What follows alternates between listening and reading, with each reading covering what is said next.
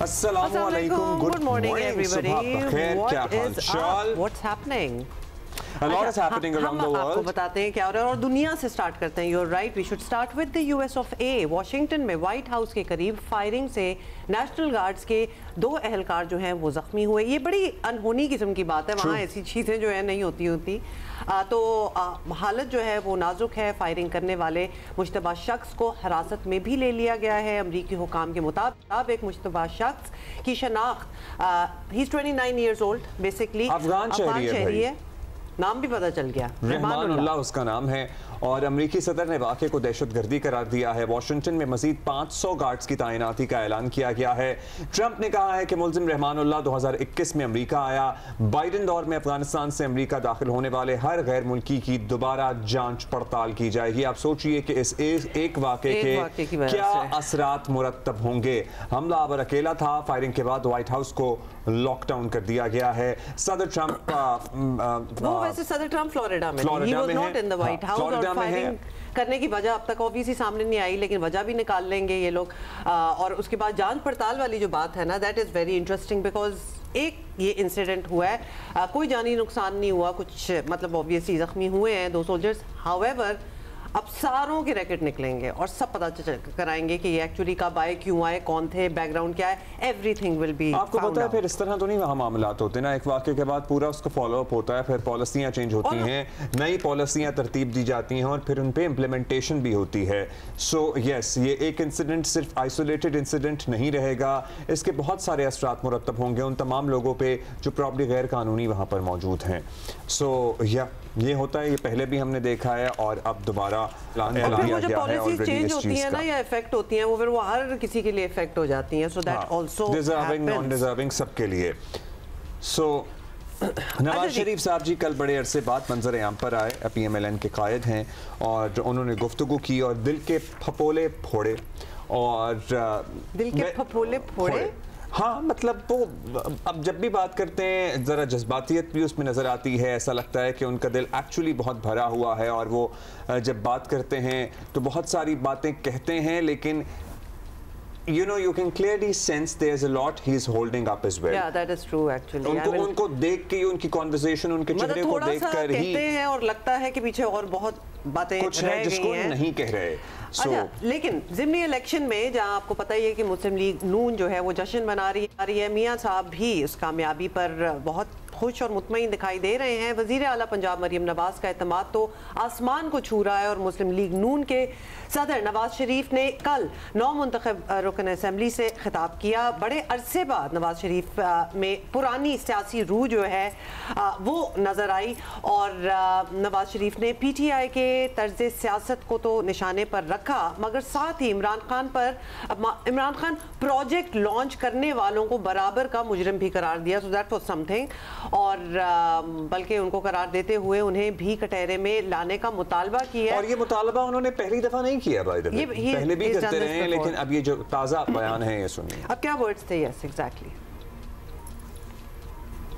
मैं ये समझता हूँ कि ये इमरान खान सिर्फ अकेला मुजरिम नहीं था, उसको लाने वाले भी उससे बड़े मुजरिम थे जो उसको लेके आए और उनसे भी पूरा उनका हिसाब लेना चाहिए. उनका बयानिया आप अच्छी तरह जानते हैं और उनका बयानिया क्या था. चोर डाकू कहते थे, उस चोरी डाके में सबसे आगे. सारी दास्तानें सामने आ रही हैं, आपके पूरी कौम के सामने आ रही हैं और फिर लड़ाई झगड़ा, फितना, फसाद, इल्ज़ाम तराशी, गिरबानों को पकड़ते थे, जला दो, मार दो, पकड़ लो. क्या इस तरह के बयानी में कौमें तरक्की करती हैं?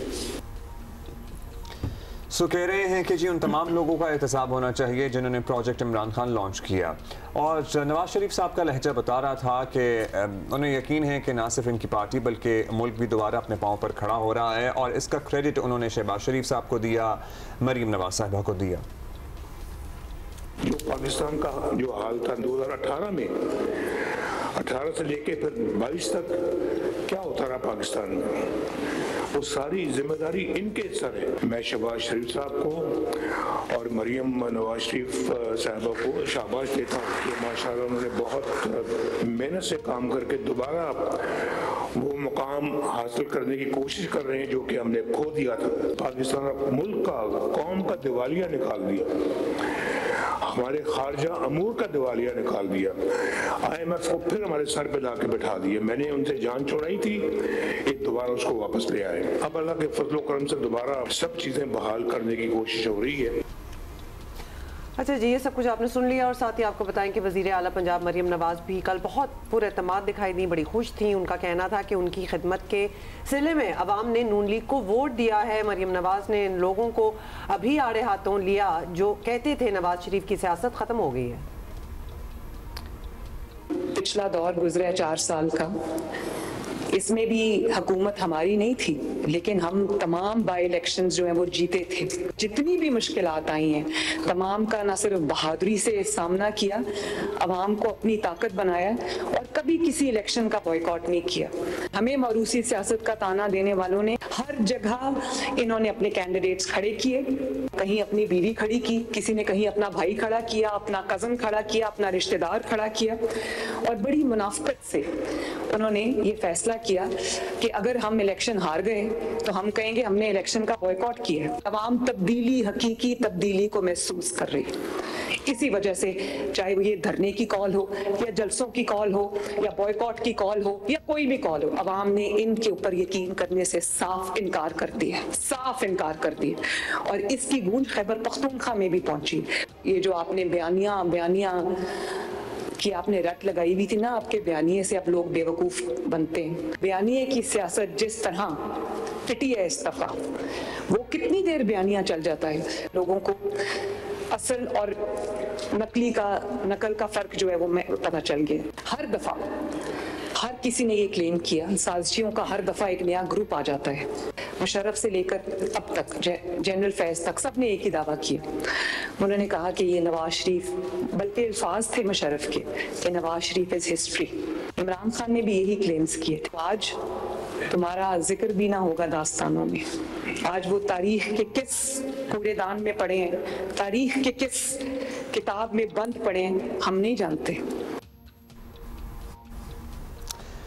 सो ये थी गुफ्तगू वज़ीर आला पंजाब की। ज़िमनी इलेक्शन में क्लीन स्वीप करने पर जश्न मनाना मुस्लिम लीग नून का हक है, मगर पाकिस्तान ब्यूरो ऑफ स्टेटिस्टिक्स की ताज़ा रिपोर्ट भी ज़रा सामने रखनी चाहिए हम सबको। मुल्क में बेरोज़गारी मुसलसल बढ़ रही है और इस वक्त 80 लाख से ज़ायद पाकिस्तानियों के पास कोई रोज़गार नहीं है और इसमें ज़्यादातर तादाद नौजवानों की है। मगर और महंगाई भी एक और फैक्टर है जो मुतासर कर रही है। पेट्रोल 267 रुपये लीटर है जिसने मिडिल क्लास तबके को बहुत परेशान किया हुआ है। बरामदात में इजाफे के बजाय 4.1% कमी हुई है। अमन और अमान के मसाइल भी मौजूद हैं। मुल्क में दहशतगर्दी के वाक़यात आपके सामने ही हैं। इस्लामाबाद तक ये दहशतगर्द पहुंच चुके हैं।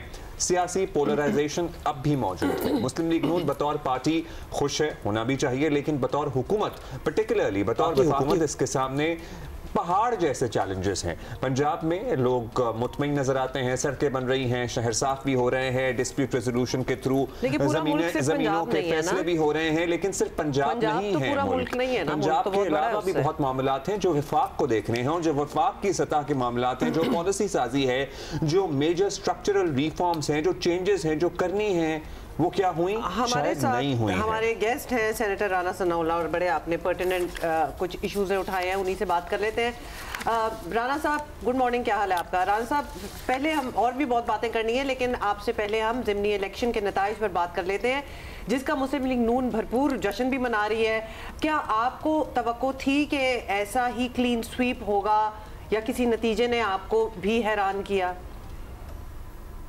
देखिए, जहाँ तक पंजाब का ताल्लुक है तो पंजाब में जो है वो ट्रेंड्स जो है वो चेंज का हमें अंदाज़ा था और ख़ास तौर पे जो इनिशिएटिव्स हैं, जो अवाम दोस्त पॉलिसीज़ हैं चीफ मिनिस्टर मरियम नवाज शरीफ साहबा की, तो उसका एक असर जो है वो लोगों में मौजूद है। लोग पुरुम्मीद हैं, लोग यानी ये उम्मीद रखते हैं कि हालात में जो है वो बेहतरी आई भी है और आने वाले वक्तों में जो है वो आएगी।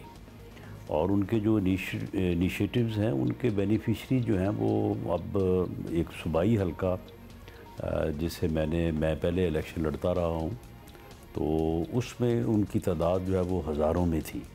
और उन लोगों को जब हमने बराह रास्त अप्रोच किया तो उन लोगों ने जो है वो आगे से रिस्पॉन्ड किया। तो इसलिए पंजाब में किसी हद तक हमें ये अंदाज़ा था, जो कि दुरुस्त साबित हुआ, कि वहाँ पे जो है वो लोगों के जो है वो रुझानात बदले हैं। और ख़ास तौर पे जो पीटीआई का अग्रेसिव और कल्ट टाइप वोटर था, जो कि जिसको गालियाँ देना, नारे लगाना और नफ़रत करना, गज़ब और कीने से बात करना, ये सिखाया गया था, तो उसमें काफ़ी अफाका है।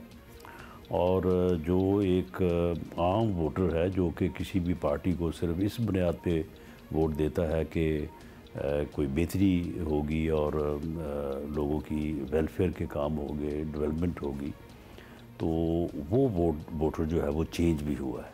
तो इसलिए पंजाब की हद तक तो हमें उम्मीद थी जो कि पूरी हुई। बाकी जो हरीपुर का इलेक्शन है KPK का, तो उससे हमें वाकई थोड़ा उसमें खुशी भी हुई और हैरानी का एलिमेंट भी है कि वहाँ पे हम समझते थे क्योंकि सूबाई हुकूमत उनकी है, तो शायद वहाँ पे वो, और फिर चीफ मिनिस्टर साहब वहाँ पे जाके बढ़िया धमकियाँ दे रहे थे और बड़ा अग्रेसिवली जो है वहाँ पे जो है वो जाके कैंपेन कर रहे थे। तो वो जो वहाँ पे कामयाबी हुई है, तो वो यकीनन हमारे लिए जो है वो एक जो है वो खुशगवार जो है वो खबर है।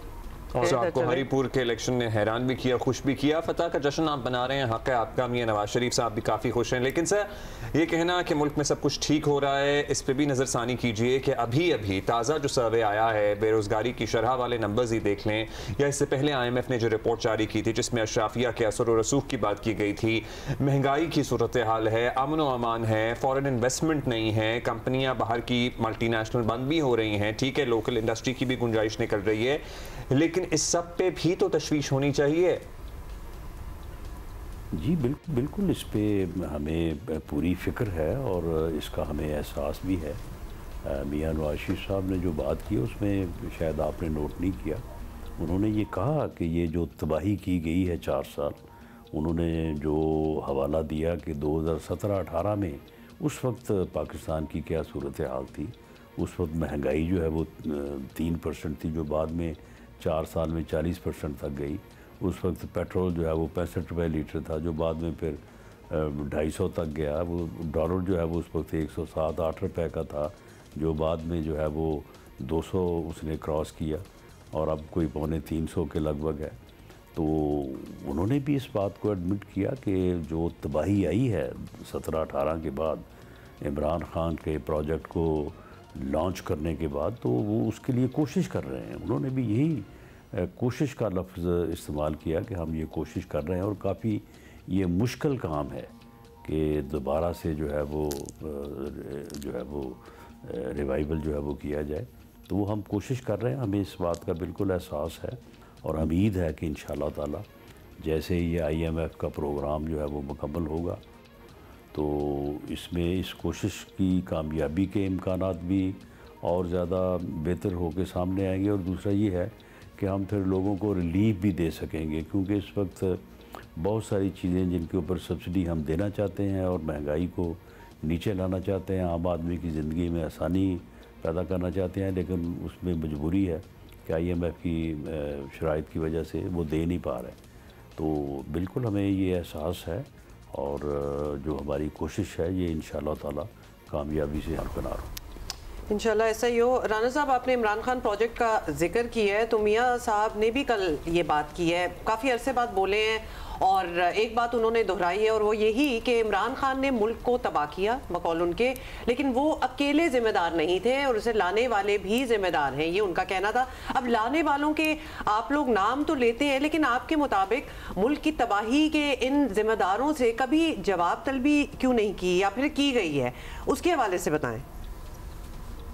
देखें, जवाब तलबी जो है अब क्या किया जाए, यानी इस मुल्क की बेहतरी के लिए काम किया जाए, या फिर ये जवाब तलबी में जो है वो फिर जो है वो वक्त ज़ाया किया जाए। हालात को, मुल्क को डिफ़ॉल्ट से बचाया जाए, हालात को बेहतर किया जाए, लोगों को रिलीफ दिया जाए, या फिर उसी जो है वो दायरे में जो है वो घूमा जाए और फिर जो है वो जो 4 साल होता रहा कि झूठे मुकदमात और यानी गाली गलोच और नफ़रत और गिरेबान, तो ये मामला ये है कि ये चीज़ें जो हैं इनका भी फिर जो है वो कोई नतीजा जो है वो बेहतर तो नहीं निकलता। तो इसलिए जो अव्वलीन तरजीह जो है वो तो पहले यही है कि मुल्क जो है वो आगे बढ़े, मुल्क तरक्की करे, लोगों के लिए आसानी हो, लोगों के हालात जो है वो बेहतर हों। तो फिर वो किरदार जिन्होंने माजी में नुकसान पहुँचाया है इस मुल्क को, तो उनका भी जो है वो हिसाब का वक्त आ सकता है। लेकिन पहले जो है वो मुल्क की और लोगों की जो है वो खबर लेनी चाहिए, उनकी बेहतरी के लिए काम करना चाहिए। इन लोगों का हिसाब जो है वो बाद में भी हो सकता है।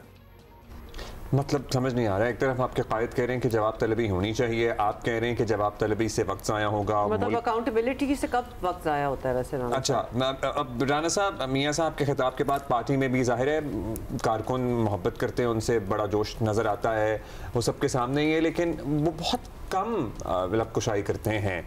सो क्या ये तासुर कि अभी वो ज़रा किनारा कश हो रहे हैं या हो गए हैं, या अवामी इंटरेक्शन कम है, या पार्टी पॉलिसी में उनकी उस तरह से राय शामिल नहीं है, ये दुरुस्त है या गलत है? आप बताइएगा कि वो इतना कम क्यों इंटरेक्ट करते हैं, या इस तरह से बयान देते हुए या बात करते हुए क्यों हमें नज़र नहीं आते?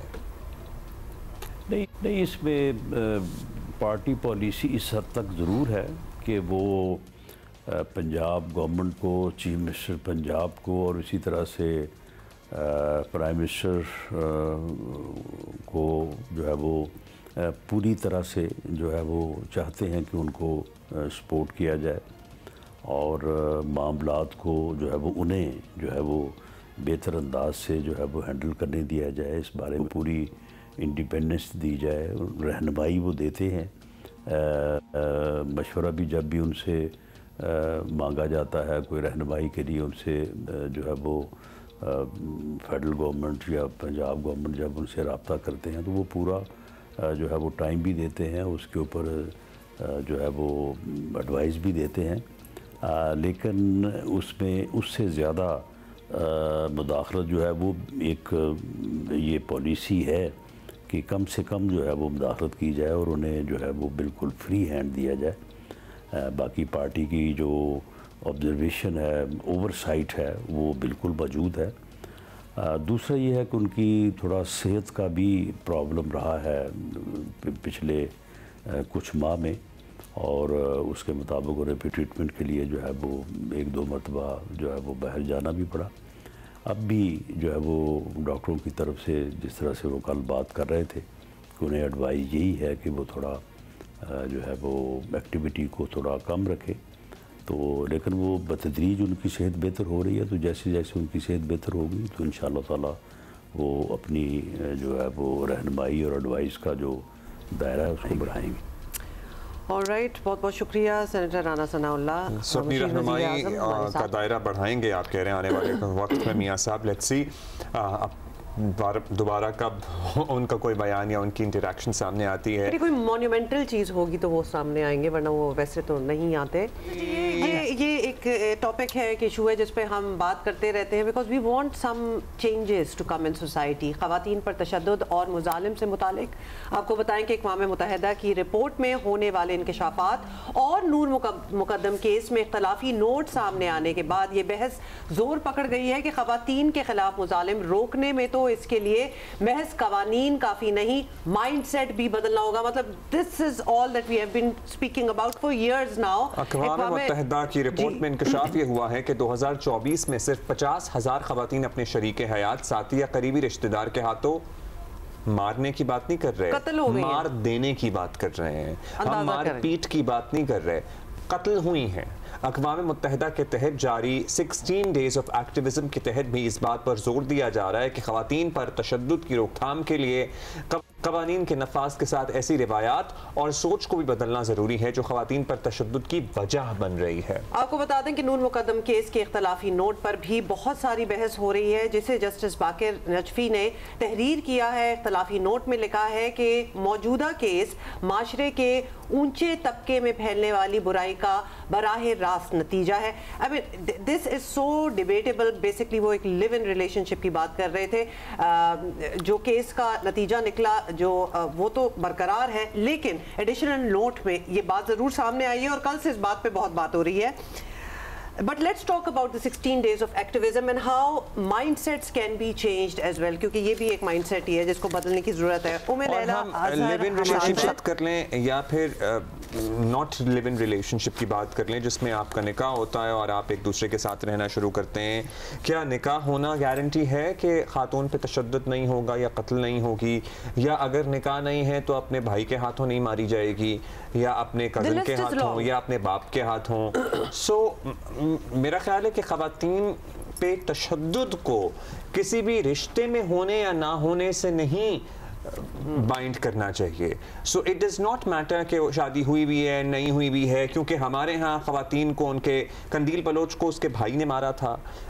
इसके अलावा दसियों सैकड़ों ऐसे केसेस हैं जहां बाप, कराची जैसे शहर में गैरत के नाम पर बाप के हाथों बेटियां कत्ल हुई हैं। फिर शौहर तो होता ही है। और अब्दुल्ला, तशद्दुद की जब बात करते हैं ना कि तो कोई और रीजनिंग रिक्वायर्ड नहीं है। तशद्दुद इज नॉट अलाउड, मतलब कोई चीज, कोई रीजन जवाब नहीं देता कि तशद्दुद हो ख़वातीन पे। उम्मे लैला अज़हर हमारे साथ हैं, कौमी कमीशन बराए वकार निस्वा हैं। लैला साहिबा, thank you so much for joining us. Laila साहिबा, कुछ स्टैट्स जो हैं हमें काफी शॉक कर देते हैं। वापस बात वहीं आ जाती है कि जब तक माइंडसेट्स नहीं बदले जाएंगे कुछ बदलने वाला नहीं है। जी अस्सलाम वालेकुम जी, बहुत शुक्रिया मुझे आपने यह मदऊ किया। और बिल्कुल मैं आपकी बात से एग्री करूंगी भी जो आप बात कर रहे थे कि किसी भी सूरत में तशद्दुद जो है वो अलाउ नहीं है। चाहे हम अपनी सोसाइटी की बात करें या हम अपनी रिलीजियस बैकग्राउंड की या रिलीजन्स की बात करें, किसी भी जगह पर ह्यूमन राइट्स पर्सपेक्टिव में किसी किस्म का भी तशद्दुद इसकी कोई गुंजाइश नहीं है। अब मसला ये है कि आपने जिस तरह कहा कि माइंडसेट चेंज करने की ज़रूरत है। माइंडसेट चेंज कैसे किए जाएंगे? ये रातों रात तो नहीं हो सकता ना, ये तो पूरा एक साइकिल है, साइकिल ऑफ लाइफ है। हमने चीज़ें बदलती हुई देखी हैं। एक टॉलरेंट सोसाइटी से इनटॉलरेंट सोसाइटी की तरफ जब एक माशरा जाता है तो इस तरह की कदरें बदल जाती हैं। और over the years this is not just Pakistan, it's globally accepted fact कि वायलेंस बढ़ता जा रहा है। एक तो इसकी एक वजह ये भी है कि वायलेंस कभी ख़त्म भी नहीं हुआ था।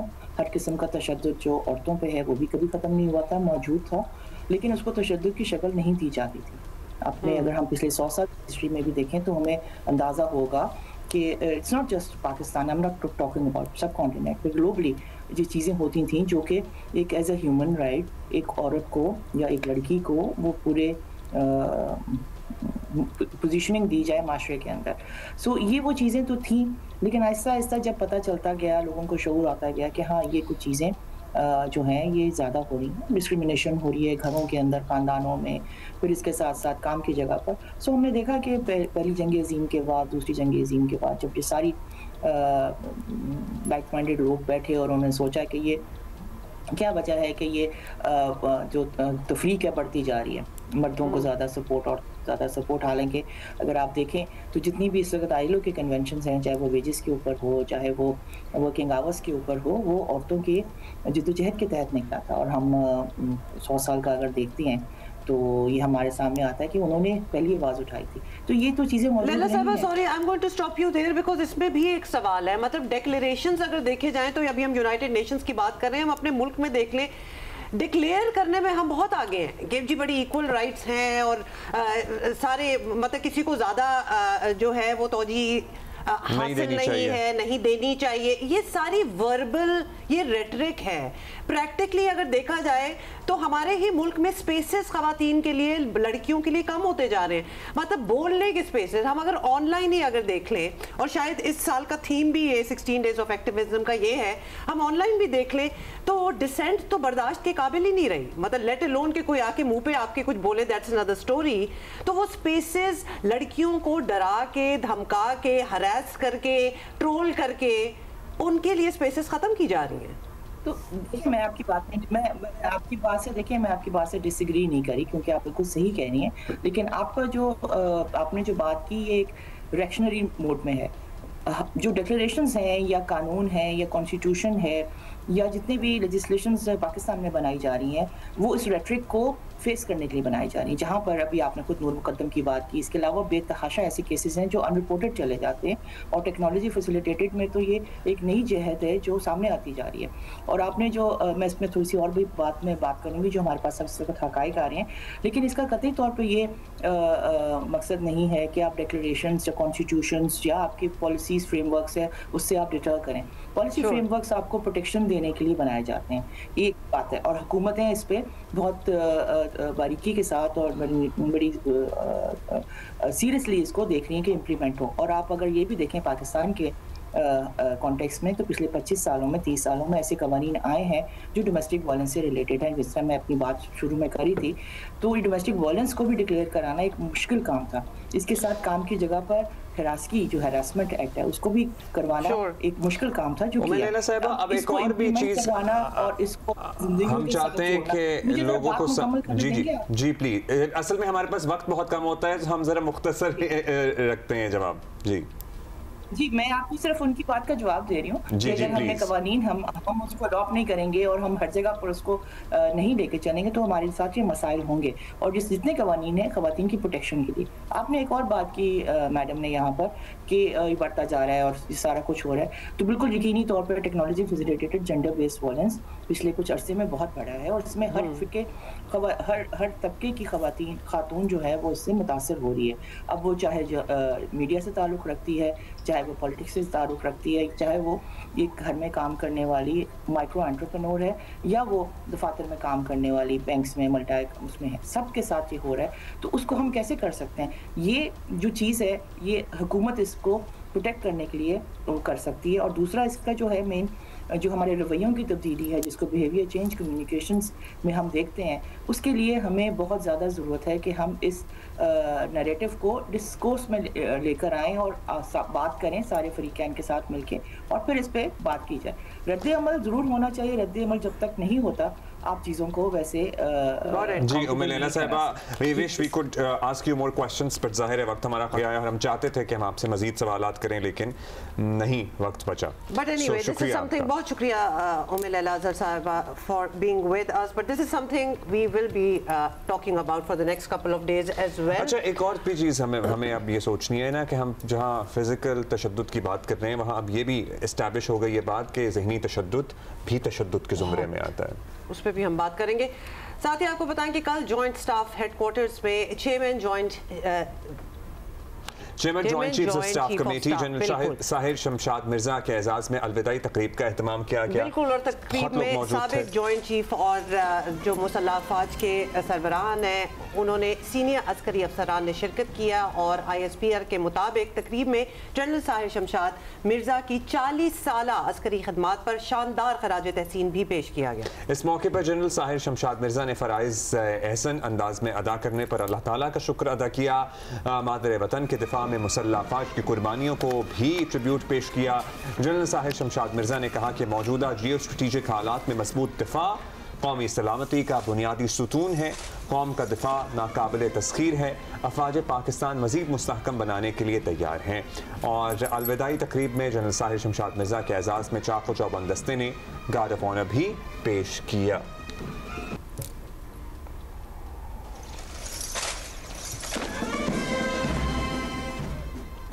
थोड़ी सी आपको पड़ोसी मुल्क की जरा क्रिकेट के बारे में अपडेट देते हैं। जनूबी अफ्रीका का भारत के खिलाफ टेस्ट सीरीज में क्लीन स्वीप हुआ है और दूसरे टेस्ट में भारत को 408 रन से शिकस्त हुई है। आप तो सदमे में आ गए।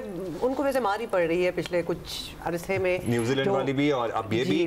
और इंटरेस्टिंग बात ये है कि जनूबी अफ्रीका की जो स्ट्रैटेजी थी ना, फिर उनके कोच ने आके बयान भी किया और बड़ी इंटरेस्टिंग उन्होंने बुरी तरह थकाया उनको। उन्होंने बड़ी इंटरेस्टिंग बातें की हैं। मेरा ख्याल है अगर आप सुनेंगे नहीं ना तो मजा नहीं आएगा। And this worked.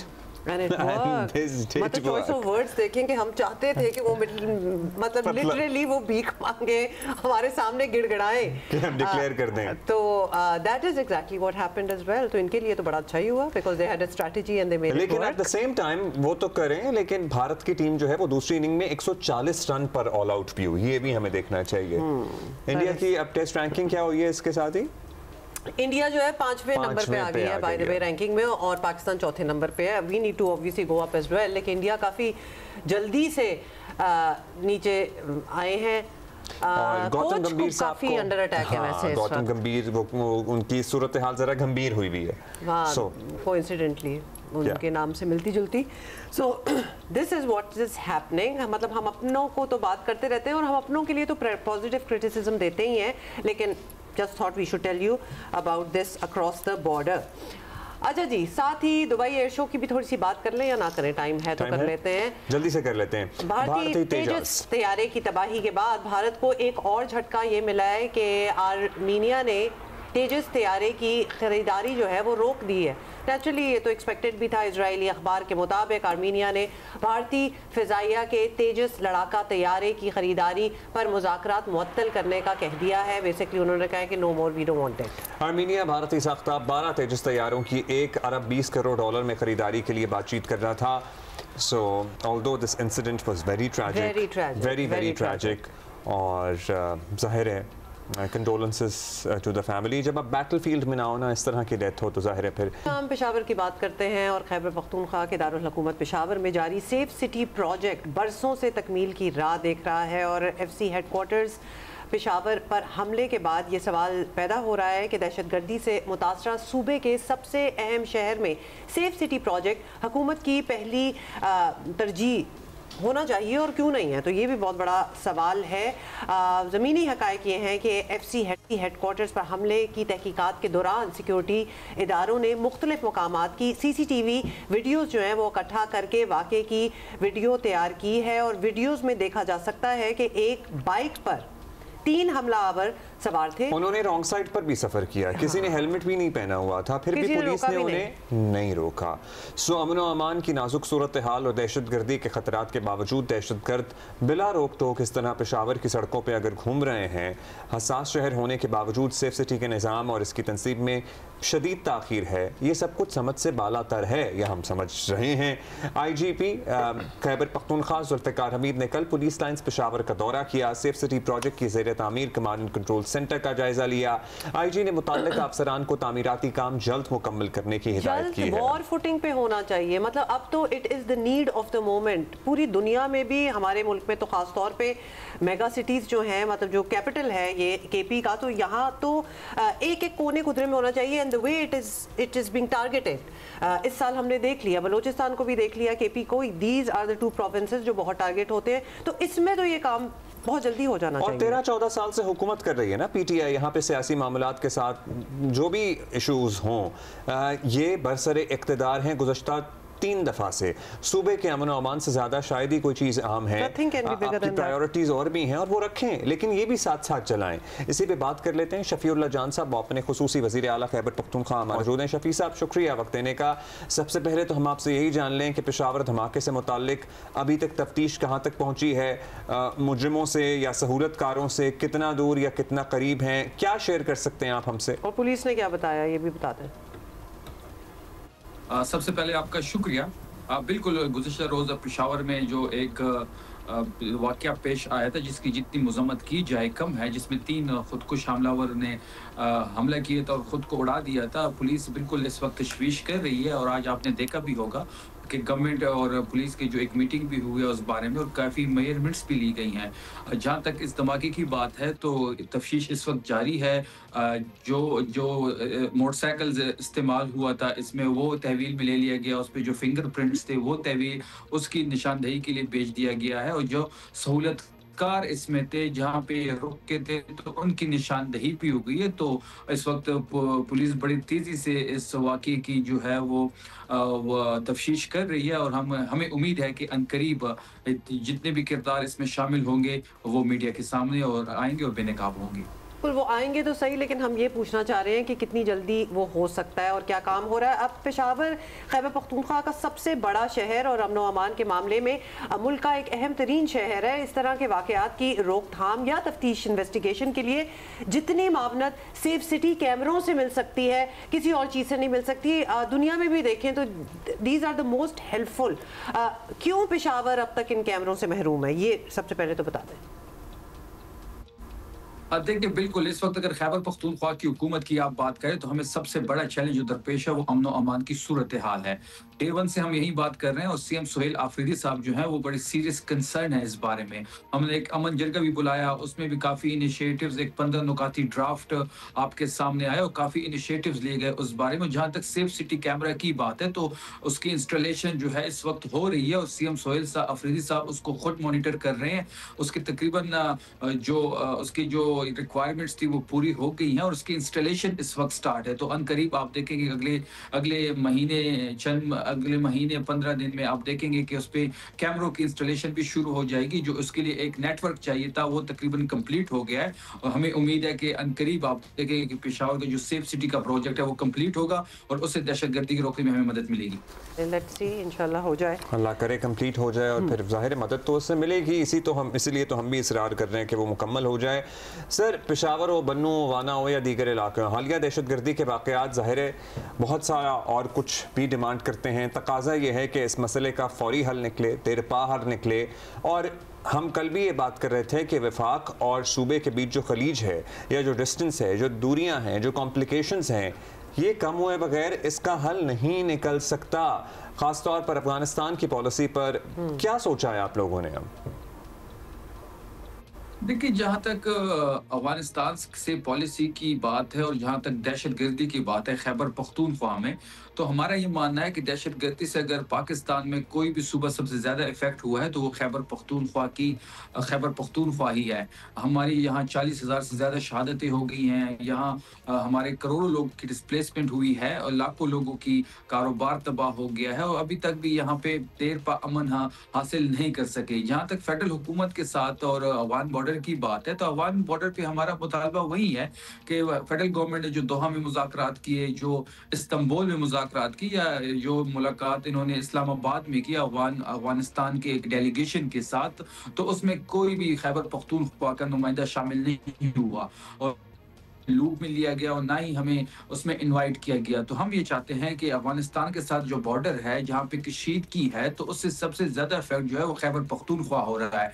यहाँ पे जो तोरखम बॉर्डर अगर बंद है तो सबसे ज़्यादा ताजिर जो है वो खैबर पख्तूनख्वा के हैं, वही इफेक्ट हो रहा है। और हम ये भी मानना है कि हमारी रवायात एक है, हमारी ज़बान एक है, हमारे रस्म व रिवाज एक है, तो हम बेहतर जानते हैं किस तरीके से इनसे बात करनी है। और यहाँ के जो हमारे कबायली अमायदीन है, जो यहाँ पे एक हमारा जिरगा सिस्टम है, हम चाहते हैं कि हम अपने कबायली अमायदीन को लूप में लें और यहाँ पे जो जिरगा सिस्टम है उसको एक्टिवेट करें ताकि अफगानिस्तान के जो भी मुज़ाकरात हो वो ज़्यादा सूदमंद साबित होंगे। इसी सूरत में होगा जब खैबर पख्तूनख्वा की हुकूमत में लूप पे लिया जाएगा और जो मेन स्टेक होल्डर हैं इस मुज़ाकरात के, अगर उनको ऑन बोर्ड लिया जाए तो ये देरपा भी अमन भी साबित होगा और सूदमंद भी साबित होगा। चलें, good, will be waiting for that. ये बताइएगा कि हम ऑब्वियसली इलेक्शन पर भी आपका एक कमेंट चाहते हैं। ज़िमनी इलेक्शंस के नताइज के बाद तहरीक इंसाफ जैसी अवामी मकबूलियत का दावा करती थी, उसे ऑब्वियसली एक सेटबैक तो डेफिनेटली फील हुआ होगा। तो इस तासुर को गलत साबित करने का तरीका तो यही है कि जिस हुकूमत मुखालिफ मुहिम का आप लोग ऐलान करते रहते हैं उसकी तारीख दें, अवाम का समुंदर जो है वो निकालें और दिखा दें सबको व्हाट यू कैन डू। तो ऐसा सोचा जा रहा है पार्टी में, कुछ इस चीज़ पे काम हो रहा है? देखिए, जहाँ तक ज़िमनी इलेक्शन की बात है जिसमें पंजाब के कुछ हलके थे और खैबर पख्तूनख्वा का एक हलका था, ये जो सीट्स थी पंजाब में वो हमारे जो MNAs थे उनको डिसीट करके खाली की गई। जो हमारा मानना है कि ये गैर आईनी और गैर कानूनी तौर पे डिसीट किया गया। तो पंजाब में तो तहरीक इंसाफ ने उन सीटों पे बाइकआउट किया। हमने पंजाब में सिर्फ एक सीट पे हिस्सा लिया जो NA 129 लाहौर का था, जिसपे मियां अजहर साहब हमारे MNA थे, उनके इंतकाल की वजह से वो खाली हुआ था। और खैबर पख्तूनख्वा में एक सीट उमर अयूब की सीट थी, जिस पे उमर अयूब साहब को गैर आईनी और गैर कानूनी तरीके से डिसीट किया गया था। लेकिन खैबर पख्तूनख्वा में यहाँ हमारी गवर्नमेंट है, यहाँ पे हम जलसा जुलूस कर सकते हैं, यहाँ पे हम अपनी एक पॉलिटिकल एक्टिविटी कर सकते हैं, अपने वर्कर के साथ इंटरेक्शन कर सकते हैं। तो हमने यहाँ पे हिस्सा लेने का फैसला किया। हरिपुर की अगर हम बात करें तो हरिपुर में हमारे जो रिजल्ट्स है वो फॉर्म 45 के मुताबिक हम 30,000 लीड से जीत चुके हैं। लेकिन बदकिस्मती से आरओ और डीआरओ की वजह से, जो कि इलेक्शन कमीशन ऑफ पाकिस्तान की नॉमिनीज थे, उन्होंने इस इलेक्शन को मैनिपुलेट किया और जो फॉर्म 47 की जो रिजल्ट्स है उसको इंप्लीमेंट किया और वही रिजल्ट अनाउंस किए। और फॉर्म 45 के मुताबिक हमारी 30,000 लीड है। इसको हम चैलेंज भी कर रहे हैं, हम एक रेफरेंस भी भेज रहे हैं इलेक्शन कमीशन ऑफ पाकिस्तान में। और जो एडमिनिस्ट्रेशन जो खैबर पख्तूनख्वा की हुकूमत के अंडर थी, जो सूबाई हुकूमत के अंडर थी, जो हमारे प्रिजाइडिंग ऑफिसर थे, जो उनके हम एफिडेविट ले रहे हैं, उनके हम बयानात कलम बंद कर रहे हैं और हम एक स्ट्रॉन्ग केस बना रहे हैं ताकि हम ये दिखा सके पाकिस्तानी मीडिया पे भी और इंटरनेशनल मीडिया पे भी किस तरह इन्होंने अपने इस इलेक्शन को, हमारे हरिपुर के इलेक्शन को किस तरह मैनिपुलेट किया। और जहाँ तक लोगों की बात है, लोगों को निकालने की बात है, यहाँ पे तहरीक की बात है, तो इस वक्त पाकिस्तान तहरीक इंसाफ जो है वो मशावरत कर रही है। पार्लिमानी पार्टी के 2 इजलास हो गए हैं, उसमें हमारी मरकजी लीडरशिप भी शामिल हुई और जो भी मरकजी लीडरशिप तारीख देगी और जो भी इमरान खान साहब तारीख देंगे और जो भी मुकाम देंगे, तो वो आप देखेंगे कि लाखों लोग सोहेल अफरीदी साहब की क़यादत में खैबर पख्तूनख्वा से निकलेंगे। यहाँ तक दूसरी बात कि हम 4 से 5 ऑप्शंस पे गौर कर रहे हैं, जिसमें इस्लामाबाद की तरफ मार्च है, जिसमें पिंडी की तरफ मार्च है, हम खैबर पख्तूनख्वा की सरहद भी बंद कर सकते हैं। तो ये मुख्तलिफ ऑप्शन हम सोच रहे हैं और ये जो कार्ड्स है वो हमने सीने से लगाए हुए हैं और हमारी मैसेजिंग भी इमरान खान साहब से हम कोशिश कर रहे हैं। जो भी इमरान खान साहब तारीख देंगे, जो भी पॉलिटिकल पार्टी जो है वो तारीख अनाउंस करेगी, हुकूमत उसको बैक करेगी और सोहेल अफरीदी साहब इस तहरीक को लीड करेंगे। Alright, okay, let's see. बहुत शुक्रिया शफीउल्लाह जान साहब, आपने खुसूसी वज़ीर आला केपी हमसे बात कर रहे थे। बड़े पुरुमीद हैं कि ये जो इनकी एक मुहिम स्टार्ट होगी, it will be quite effective.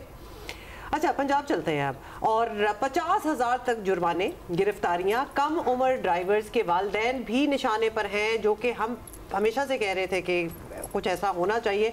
Punjab में सख्त तरीन ट्रैफिक कवानीन आ गए हैं और हकीकी मायनों में कानून नाफिज हो गया तो सड़कों पर एक इनकलाबी तब्दीली आ सकती है। It has to happen yet. Karachi वाले कह रहे थे कि लाहौर की तरह कम जुर्माने होने चाहिए। अब तो ये मुतालबा समझे ख़त्म ही हो गया, क्योंकि वो तो एक स्टेप आगे ही चले गए हैं। महकमा कानून के नए ऑर्डिनेंस के तहत तेज़ रफ्तारी पर मोटरसाइकिल को 2,000 और कार को 5,000 रुपए जुर्माना किया जाएगा। बगैर फिटनेस सर्टिफिकेट गाड़ी चलाने पर 1 लाख रुपए जुर्माना होगा, जेल भी हो सकती है। 1 वे की खिलाफ वर्जी पर 6 माह कैद या 50,000 रुपए तक जुर्माना होगा। कम उम्र ड्राइविंग पर सजा दुगनी कर दी गई है। यही नहीं है बल्कि वालिदैन भी कसूरवार समझे जाएंगे। ये तो वैसे बहुत अच्छा है। और इसी तरह जो नॉन स्टैंडर्ड शीशे हैं ना, या ब्लैक शीशे हैं, इस पर 6 माह तक कैद की सजा हो सकती है। ब्लैक शीशों पे 6 माह की कैद हो सकती है? हाँ, हो सकती है, बिल्कुल होनी चाहिए। बाज तो गाड़ियां तो ऐसी होती हैं, उनकी विंडस्क्रीन भी काली होती है। यू लिटरली कैन नॉट सी, आपको अगला मार के चला जाए और आपको ना पता लगे कि अंदर कौन बैठा है। वंडर के अंदर जो बैठा हुआ ड्राइव कर रहा है उसको कैसे नजर आ रहा है। तो ये भी और इसमें ज्यादातर लोग कौन, आम आदमी की तो होती नहीं है इतनी ज्यादा टिंटेड गाड़ियां। ज्यादातर लोग इन्फ्लुएंशियल ही होते हैं, मतलब ऑब्वियसली उन्हीं को छुपना है। अच्छा, गाड़ी की रजिस्ट्रेशन डॉक्यूमेंट्स साथ ना रखने पर भी सख्त कार्रवाई होगी और चालान वगैरह, ये टिकटिंग मुकम्मल तौर पर अब डिजिटल भी हो जाएगा। ओके, इस पे ज़रा हम बात भी करना चाहते हैं और आज़म मलिक हमारे साथ मौजूद है, हमारे साथ ही। आज़म बताइएगा, पहले भी हम यही अज्यूम करते हैं कि लाहौर में ट्रैफिक का निज़ाम पंजाब में ज़रा बेहतर है, क्योंकि बड़े अरसे से ट्रैफिक कवानीन की पाबंदी पे अमल दरामद कराने की कोशिश की जा रही है। हमारे लिए यहाँ ज़रा नया है लेकिन ठीक ही काम कर रहा है। सो अब क्या चेंजेस की जा रही हैं?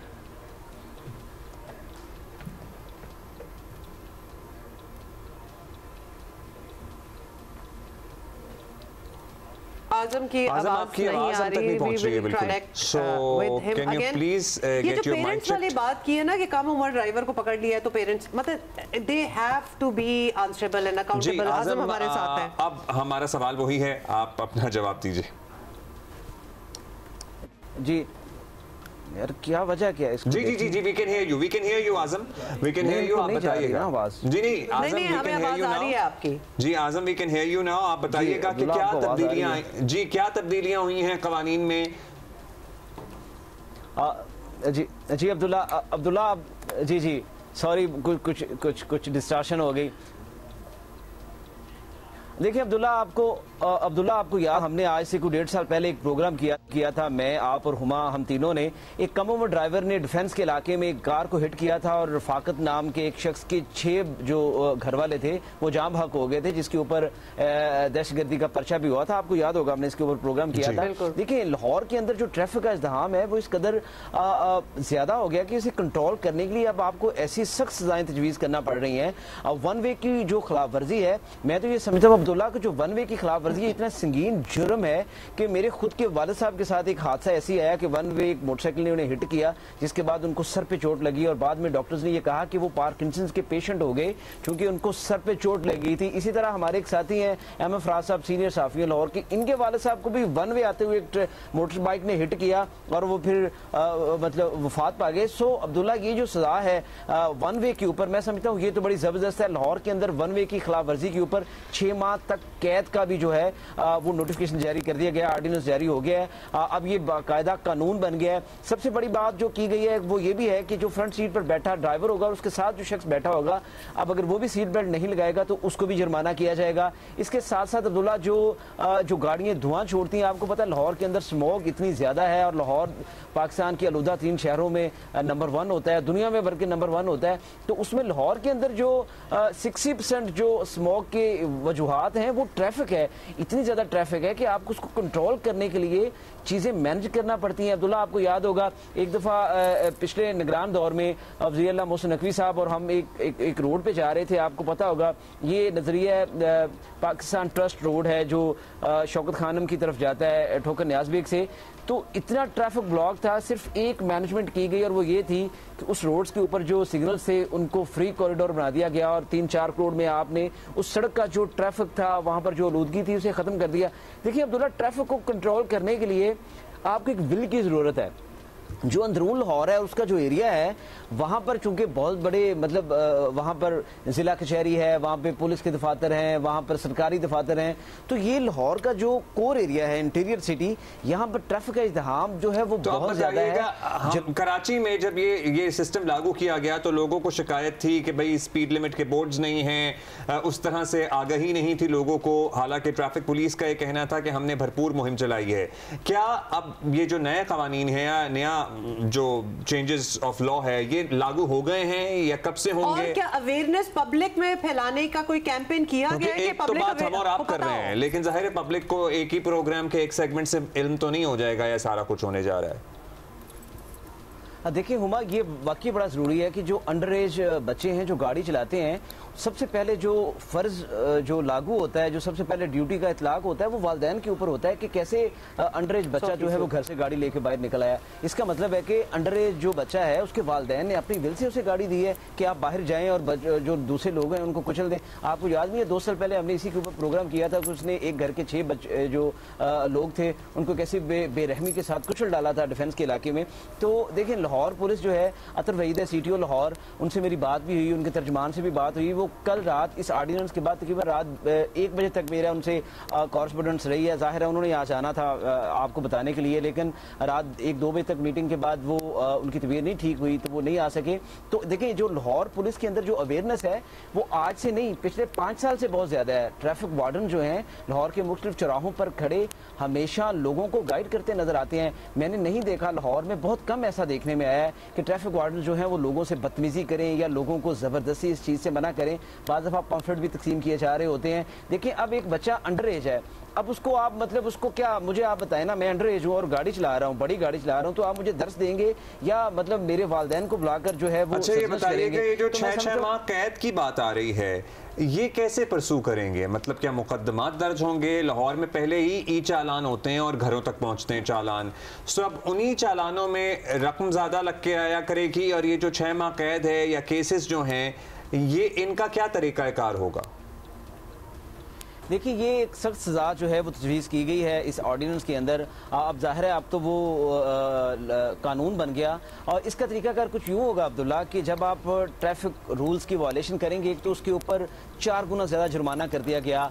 अगर इस दौरान आप ट्रैफिक रूल्स की वायलेशन करते हैं और आप वन वे जाते हैं और इस दौरान आप उस अपनी वन वे जाने पर गैर कानूनी को चीज़ करने को अपना इस्तेकाक समझते हैं और लड़ाई करते हैं, तो फिर पुलिस के पास ये इख्तियार होगा कि वो वन वे के ऊपर FIR देगी और इसकी प्रोसिक्यूशन होगी, कोर्ट में केस चलेगा और आपको 6 माह की कैद होगी अगर आप ये करते हैं। अब लाहौर पुलिस इसके ऊपर बड़ी कंसर्न है कि वन वे की अब्दुल्ला जो वन वे है ना अब्दुल्ला, लाहौर के अंदर मैं आपको बताऊं डेली जो लाहौर के अंदर डेली जो मोटर बाइक के ऊपर हादसात हैं वो अमवात 5 से 10 हैं। डेली जो मोटरसाइकिल के ऊपर हादसात होते हैं और ये वन वे है, और ज्यादातर वन वे की वजह से हो रही हैं। दूसरे की जान से भी खेल रहे होते हैं। और भाई लाहौर में 4 गुना ज्यादा हो गए हैं। The crux of the story is कि 4 गुना ज्यादा जुर्माने अब आपको लग के आएंगे अगर आप ट्रैफिक कवानीन की खिलाफ वर्जी करेंगे, और अगर आप जरा पंगा करेंगे तो फिर FIR भी होंगी और कैद भी हो सकती है। वर्ल्ड कल्चर फेस्टिवल जारी है और क्या कुछ नहीं हो रहा। थिएटर हो रहा है, डांस हो रहा है, म्यूजिक हो रहा है, सर्कस हो रहा है, पेंटिंग और एग्जीबिशंस हो रही हैं, वर्कशॉप्स हो रही हैं। मतलब ना सिर्फ कि लोग आके अपना टैलेंट शोकेस कर रहे हैं, वो आपको सिखाने की कोशिश भी कर रहे हैं। तो उसी में से एक आर्टिस्ट जो हैं वो आज हमारे साथ हैं, आइसलैंड से आए हैं। पहला नाम उनका मैं कहूंगी, दूसरा अब्दुल्ला हेल्तोर उनका नाम है। Halldór Ragnarsson. Yes, welcome. Thank you very much. Thank you so much. Welcome to Pakistan. Welcome to Geo Pakistan. Thank you. And what kind of art? Describe your art. Well, my art is based mostly from my diary, and it's like text-based art. Okay. And so it has words and alphabets and letters. It's like covered in words. So and what language is it? In Icelandic. Icelandic language. Okay. So Icelander meeting for the first time, an Icelander. Yeah. And Icelandic. I mean, the thing that pops to my mind when I think about Iceland is that volcano that erupted a few years back. Eyjafjallajökull. Yes, we never learned how to say that, and I really did try my best. But anyway, so how did you, get connected with the Arts Council, and what brought you here? They just contacted me, and asked me to come here over to Pakistan and take part in this exhibition that is starting today. Very adventurous of you that you packed up your stuff and you came. Yeah, I came from Los Angeles. All right. I have my wife. Wife is there. Okay. And then I flew over to Iceland, and then I flew over to. Like it took me like 2 days to come get over. here. Yeah. Thank you for making it. Yes, and hopefully it's going to be worth it. So your how's it going so far? And have you got a chance to interact or see some of the work from the local? Of the local artists. Yeah, amazing. They are amazing, and it's so detailed, like the Western kind of art. It is like it's so different, but in the end, it is always from the same, point. It is art. It is something that comes from here, coming from inside. Yeah, but like the Pakistani art, what I've seen, I will I'll be exhibiting with I think 10 other contemporary Pakistani artists. I'm just shit. They are amazing. No, you're really good. We saw your work and we are showing some as well. But do tell us, do you compare? Can you compare your art, the kind of art that you do, to calligraphy? Because we are seeing some similarities, especially with the letters and the wording. Yeah, I think I think I was probably invited to Pakistan because they saw some a similarity, I guess, with my paintings and how there's a tradition of Arabic calligraphy or a Chinese calligraphy or Japanese calligraphy. It is this a flow where maybe the academic or the art or the language in Western, like a Latin, it's all based on symbols, but here it is all about flow and how you say it and how you Arabic. We also have a lot of text-based art here. Yeah, absolutely. Yeah, and I love it. And I think but what inspires you? Like when you sit down to do something, I mean, what do you see that inspires you to? Is it a thought that you try to put in words and put it on a canvas? Yeah. Or it just symbols Yeah, it's random like symbols. it's based from a diary. So it's kind of all, when you write in a diary, it's always like you did something bad. It's like oh fuck. Confessions. Yeah, confessions and stuff like that. So I'm taking like examples of that and putting it into my painting, and it looks very like in general, but it has a lot of meaning for me. But of course, when you see like I don't know, for example, you know. Is there not time for a pause right now? Again, and I maybe do that for three months. Of course, I'm thinking about maybe do I drink too much?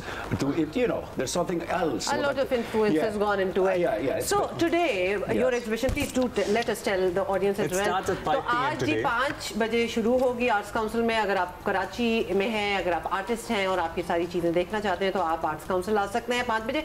इनकी सिर्फ अकेले की exhibition नहीं है, so there are Pakistani artist as well. तो सारों का काम जो है आप देख सकते हैं और आप कंपैरिजन भी कर सकते हैं, बिकॉज ये मौके है ना कि हम देखें कि हम कहाँ जा रहे हैं और दुनिया से जो आर्टिस्ट आ रहे हैं उनका क्या लेवल है. सो ये बड़ा इंटरेस्टिंग हो सकता है, specially for art students. Especially for art students as well. So, are you participating or conducting any of the workshops here as well? Yeah, I'm having a workshop tomorrow. I'm not sure when it is, but it will be more of like a question and answer session. Yeah, kind of more like a because we have a conversation school, basically in Arts Council here as well. Yeah. So thank you. Well, best of luck. We hope that you're having a good time. Absolutely, and the food is yeah, amazing. you'll keep eating until you leave. Thank you so much for having me. You're welcome. And use some mosquito repellent. Yes. Okay, break ले रहे हैं. पाकिस्तान में Germany की सफ़ीर का कहना है कि दोनों ममालिक के दरमियान मुख्तलिफ शोबों में हमेशा ही ताउन रहता है, लेकिन आजकल फोकस है माहौलियाती तब्दीली से निपटने और क्लीन एनर्जी की जाने की मंसूबों पर. और senior career counsellor Syed Abidin ने उनसे गुफ्तगू की. जर्मन सफ़ीर ने यह भी बताया कि जर्मनी में पाकिस्तानी तलबा की बढ़ती तादाद पर वो बहुत खुश हैं. मज़ीद ख्वाहिशमंदों के वीज़े का हुसूल आसान बनाया जा चुका है. कैसे, ये आबिदी साहब हमें बता रहे हैं. Pakistan-German Climate and Energy Partnership, under which we have around 26 projects ongoing, some of them in the field of energy, some in the field of climate resilience.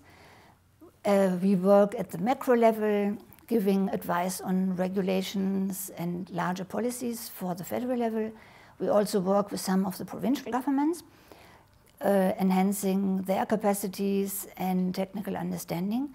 And of course, we work at the micro level with small hydels or with other energy projects. Like we have one where we support poorer households in affording solar rooftop installations.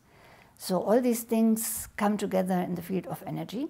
When I spoke to you last and your predecessors that they were very supportive of opening up new slots and new time frames and new visa facilities, student visa facilities.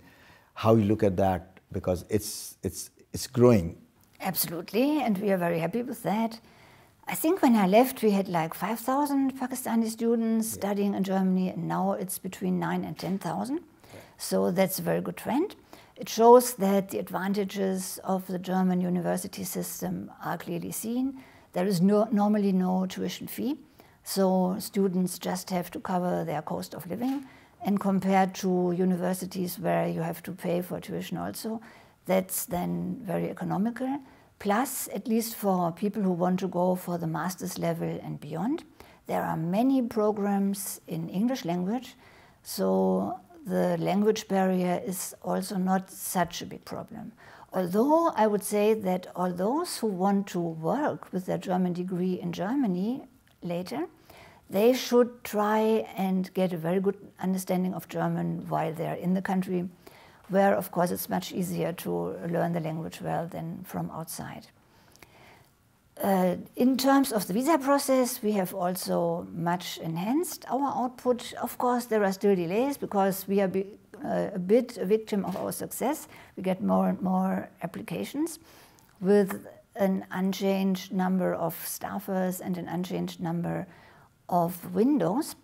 But since we have digitalized the process, we are seeing efficiency gains, also in the sense that now we can view all the documents online and tell applicants before they come for the interview, this is missing, we have a question about that, and then all these things can be sorted out before the actual interview and so on takes place. So we are also gaining in efficiency in the process. Right. Thank you very much, Excellency. Thank you once again. ज़बरदस्त। Okay जी, चलें, जिसको जो फ़ायदा होगा इसमें, ख़ासतौर पे students would have like to hear this. अच्छा जी, ज़रा क्रिकेट का दोबारा से बता दें। भारत का गुरूर खाक में मिल रहा है और ख़ुद को दुनिया क्रिकेट का किंग मानने वाला भारत अब अपने मुल्क में टेस्ट मैच नहीं जीत पा रहा है और शिकस्त पे शिकस्त मुकद्दर बन रही है। न्यूजीलैंड के बाद जनूबी अफ्रीका ने भी भारत को होम सीरीज में क्लीन स्वीप कर दिया है। 2 टेस्ट मैचेस की सीरीज जो है वो अफ्रीका ने 2-0 से अपने नाम किए और बड़ी कोई खतरनाक किस्म की इन्हें क्या हुआ है अचानक? पूछ लेते हैं। सिकंदर ने हमें ज्वाइन कर लिया है। अब बात करते हैं। अच्छा सिकू, हम अपने सिस्टम को क्रिटिसाइज करते हैं और कहते हैं कि हमारा सिस्टम, हमारा निजाम, हमारा डोमेस्टिक, एक नेचुरल कंपैरिजन भी करना स्टार्ट हो जाते हैं फ्रॉम अक्रॉस द बॉर्डर। तो वहाँ का तो सिस्टम भी बेहतर है, निजाम भी बेहतर है, मतलब बड़ा ऑर्गेनाइज सब कुछ है। वहाँ क्या हो रहा है? ये शिकस्त क्यों उनको बार बार मिल रही है? देखो, मैंने कल जो एक तो वो अपनी खुद ही पिचेस बना रहे हैं, उसके बावजूद भी हार रहे हैं। तो मुझे मतलब मैं हमेशा डरता रहता हूँ कि हम भी जो है ना पंखे लगा के पिचेस बनाते हैं कि कभी हम भी कहीं उसमें ना फंस जाएं। देखिए, एक चीज़ जो मैंने कल निकाली थी वो ये था कि जो साउथ अफ्रीका की टीम है उनके सारे लड़कों का मैंने डेटा निकाला था, तो उन्होंने तकरीबन 1200 से ज़्यादा फर्स्ट क्लास मैचेस खेले और जो इंडिया की टीम थी उनकी 675 फर्स्ट क्लास मैचेस थे। अच्छा, अब उसमें 2 कॉन्सेप्ट आ गए कि क्या उनके पुराने लड़के खेल रहे साउथ अफ्रीका के, इनके जो है नए लड़के खेल रहे हैं, इसलिए ये उनको मार पड़ रही है। मगर जो पिछली सीरीज अब न्यूजीलैंड की बात कर रहे हैं, इसमें बस 2 बंदे मिसिंग हैं, वो शर्मा और अपना कोहली। बाकी तो वही लड़के हैं, वो नए लड़के ला रहे हैं। मगर जो एक डेटा मुझे मिला है उसके अंदर वो ये कहते हैं कि जो फर्स्ट क्लास मैचेस से ज़्यादा इनको जो है हाई परफॉर्मेंस सेंटर में रखा जाता है, उनकी वहाँ पे कोचिंग की जाती है। वो चीज़ मेरी समझ से बाहर है कि क्या इतना ज़्यादा उनको क्या इस चीज़ में इन्वॉल्व कर लिया गया है कि जी वो सिर्फ अब नेशनल हाई परफॉर्मेंस सेंटर्स और कोचिंग सेंटर्स के अंदर उनको रखा जाए, फर्स्ट क्लास क्रिकेट वो कम खेलें। आप ये देखें ना, आधे मैचों का फर्क है फर्स्ट क्लास मैचेस का, उनके 1200 इनके 600 जी। तो ये एक फैक्टर मुझे नजर आ रहा है और जिसको मैंने कल भी हाईलाइट किया था अपने प्रोग्राम में कि भाई हमें भी अपने बच्चों का, हमारे जो लड़के जैसे उस्मान तारिक आया 3 मैच, वो उस्मान खान खेल रहा है उसके 2 मैच, ये बहुत खतरनाक चीज है।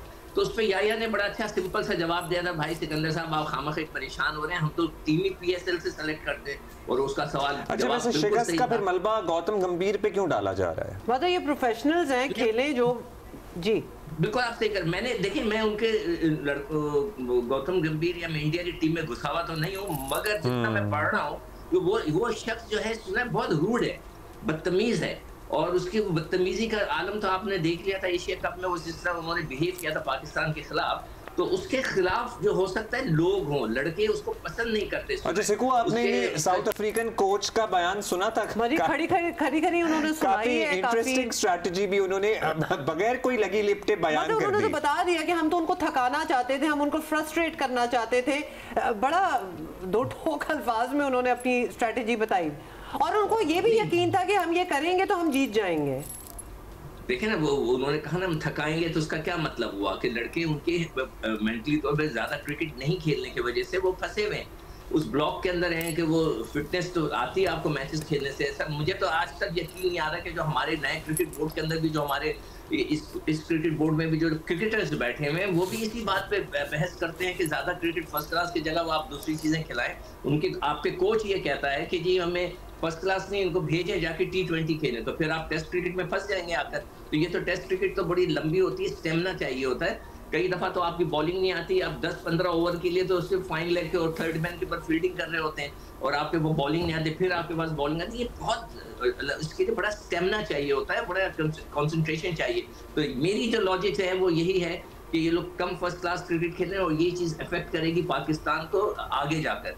मैं बार बार उस पर लिख चुका हूँ, कई दफा क्रिकेट बोर्ड को लिखकर भेज चुका हूँ कि जी आपने ये काम करना है कि सबसे पहले फर्स्ट क्लास क्रिकेट को इस तरह ऑर्गेनाइज करनी है कि सारे लड़के उसमें आए। देखे ना, बाबर तो आज तक नहीं खेले, सही है वो रिदम में आ रहे हैं, वो खेलते ही नहीं, वो भी विराट कोहली और शर्मा की तरह है जो अच्छा जी, सिकू ट्राई सीरीज पे आ जाते हैं। आज पाकिस्तान वर्सेस श्रीलंका है और लेट्स सी क्या होता है। What are hopes and expectations? Changes की बात कर सकते हैं, ये डेड मैच है, इसका कोई फायदा नहीं है इस मैच का।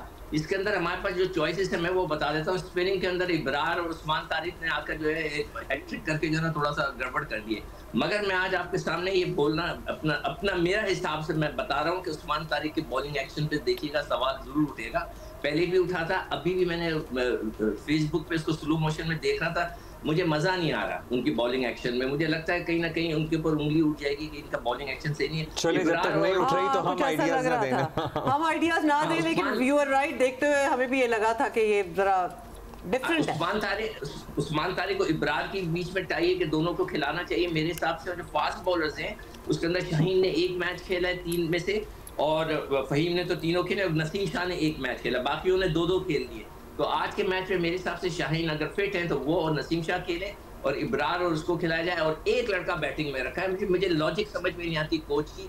खुदा ना करे, अल्लाह ना करे, किसी इंपॉर्टेंट मैच में कोई बैट्समैन की इंजरी होगी तो आपने दूसरे बैट्समैन को प्रैक्टिस ही नहीं कराई है, उसको आप खिला ही नहीं रहे, तो दैट्स रॉन्ग। आप हसन नवाज को कहीं ना कहीं खिलाएं और उसके प्रॉपर नंबर पे 4 पे खिलाएं। बाबर को क्या होता है आज, कौन प्लेइंग होता है, तो फिर इस पे कल ही बात कर लेंगे। थैंक यू सिकू। आज मैच है, मैच देखिएगा, and that's all the time we have. We are gonna see you tomorrow morning.